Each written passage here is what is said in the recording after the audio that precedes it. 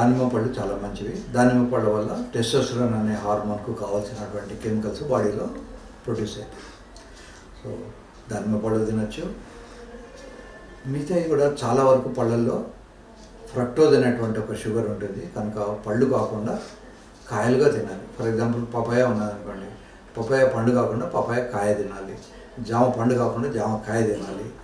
ఇలా కాయలు తినడం వల్ల వాళ్ళు they can improve their stamina, they can reduce.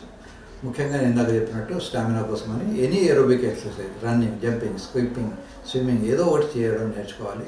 మొదటి రోజే 20 నిమిషాలు చేయొద్దు. మొదటి రోజు 60 నిమిషమో 1 నిమిషమో వాళ్ళ శక్తి ఉన్నంతసేపు చేసి తర్వాత గ్రాడ్యువల్గా 1 or 2 months లోపల they should reach the goal. 20 minutes non stop running, 20 minutes non stop swimming, ఇట్లాంటి ఒక గోల్ పెట్టుకొని ఆ గోల్కు రీచ్ అవ్వాలి.